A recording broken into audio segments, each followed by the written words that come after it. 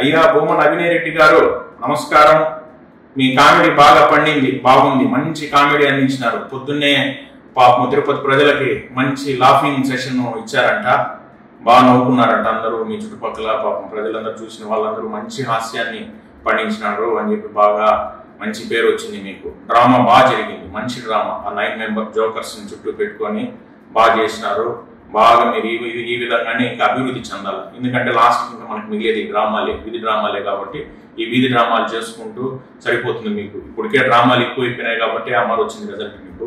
ఇప్పుడు మళ్ళీ వీధి డ్రామాలు స్టార్ట్ చేసినారు. ఇంకోటి చెప్తున్నారు మీరు, ఈ మరి ఏదో రేట్లు పెరిగిపోయినాయి అది ఇదని చెప్తున్నారు కదా. 2019 నుంచి 2024 వరకు అత్యధిక శాతం రేట్లు పెంచిన ప్రభుత్వమే వైఎస్ఆర్సీపీ ప్రభుత్వం. ఒకసారి కంపేర్ చేసుకోండి, అంతకు ముందు ప్రభుత్వాలు ఎంత పెంచినాయి, 2019 నుంచి 2024 వరకు ఎంత పెరిగింది, కరెంట్ ఛార్జీలు ఎన్నిసార్లు పెరిగినాయి అనేసి ఒకసారి నువ్వే చూసుకో.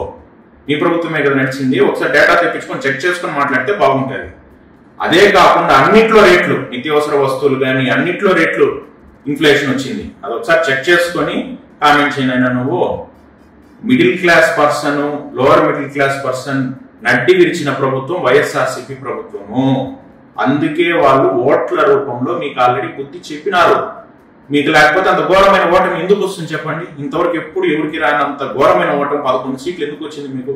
మీరు అంత మంచిగా చేస్తుంటే, రేట్లు మీ పీరియడ్ లో బాగా తక్కువ నింటే ఎందుకు మీకు ఆ రిజల్ట్ వచ్చింది? మీకు అందుకే కదా ప్రజలు బుద్ధి చెప్పినారు. కాబట్టి ఈ వీధి డ్రామాలు బాగుంది. ఫైనల్ గా ఈ వీధి డ్రామా అయితే బాగుంది, బాగా చేసిన డ్రామా ఆర్టిస్టులు అందరినీ పిలిపించుకొని ఆ మైక్ ఒకటి పెట్టుకొని యాక్షన్ 1, 2, 3 అనడము బాగుంది. మంచి ఆర్టిస్ట్ లాగా బాగున్నారు. మీరు కూడా బాగా గ్లామరస్ గా బ్లాక్ టీ వేసుకొని బాగుంది. All the best Abhinay Reddy. మీకు ఇంకా బాగా మంచి భవిష్యత్తు మీకు దీంట్లో ఉండాలి. ఈ డ్రామాల్లో బాగా ఇంకా మీకు ఇంకా పెద్ద పెద్ద డ్రామాలు చేయాలి. ఈసారి డిఫరెంట్ ప్లేసెస్ లో ట్రై చేయండి. ఆల్రెడీ ఒక ప్లేస్ చేసినారు, ఇంకా డిఫరెంట్ ఏరియాస్ లో చేసినారంటే బాగా పాపులర్ అవుతారు. తిరుపతిలో ఏమవుతుందంటే ఫైనల్ గా మంచి డ్రామా ఆర్టిస్ట్ ఎవరు అంటే బొమ్మన అభినయ్ రెడ్డి. దానికి